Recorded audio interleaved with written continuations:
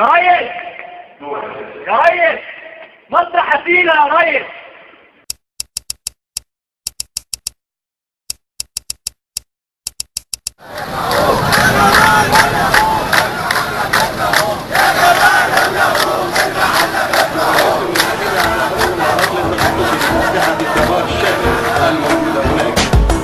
السياسة بتتحكم في كل حاجة، مش مهم يكون مواطن مصري حتى او خواجة. السياسة الداخلية والسياسة الخارجية مش من حق اتكلم فيهم، دي لوايح ادارية. محتاج فلوس عشان اعيش زي بقية الناس، محتاج الاقي اي حاجة تخلي حياتي اساس. لو اي واحد فيكم فكر انه هيبقى تحت الارض، المعدل الحقيقي للفقر بيتاخد بالعرض. وباجي اتكلم في اي حاجة بنسى الموضوع الاساسي، لو دخلت دغري في الكلام هاكل على راسي. حط لسانك جوا بقك ما تفكرش تعترض، لو كان مش عاجبك القواعد تاني يوم هتضطرب.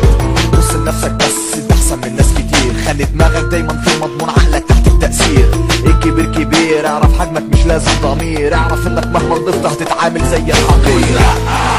لو انت ميت فعلا كل ضميرك صاحي او ميت دلوقتي الركع الاصول. لو تقول لا لو انت كلامك تستنى العزم او تنفض ليا بسرعة قبل ما يجي على دماغك. لو انت ميت فعلا كل ضميرك صاحي او ميت دلوقتي الركع الاصول. لو تقول لا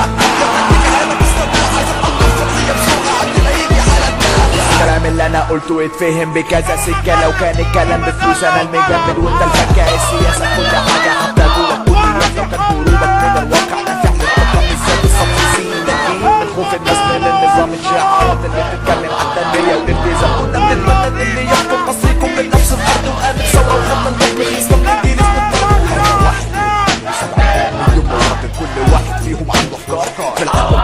مش هنتكلم عن اللي بيحصل دلوقتي جوه السجون، والناس مشغولة ماتش كورة وابو تريكة حط جول. دلوقتي الفكرة بتتكلم عن اتحاد الاراء، بص لغير تاخد اللي يجيلك كده يزيد العطاء. التاريخ اللي ما بتقدر تعتبره ماضي وحرام محتاج مش لازم تستخبى. لو انت ميت فعلا قول ضميرك صاحي او ميت دلوقتي الركع الاصول. لو انت كلامك تستنى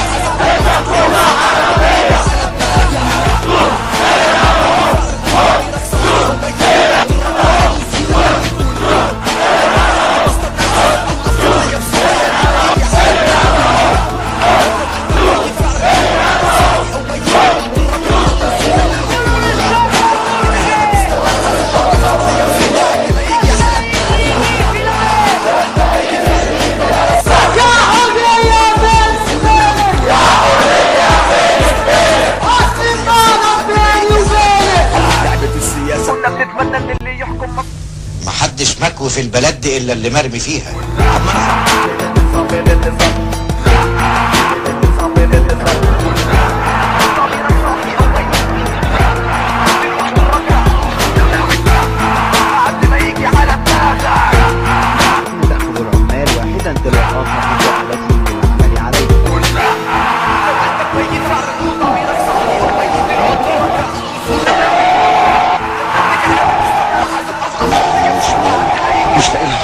يا سيدي ايام شبابنا لا كنا بنقلبها ولا بنحسبها ولا دلوقتي كمان.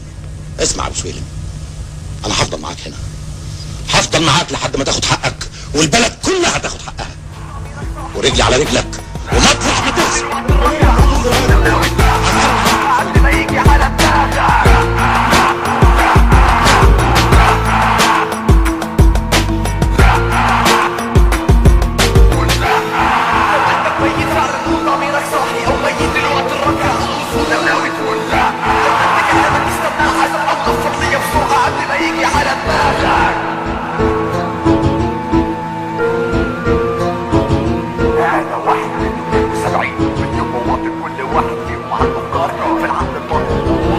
فين يا ابني؟ يا ريس افرج عن مصر يا ريس. لعبة السياسة كنا بنتمنى ان اللي يحكم مصر. الكبير كبير، مش هتكلم عن اللي بيحصل. الكبير كبير دلوقتي جوه السجون، نعرف حجمك مش لازم ضمير. وابو تريكة حط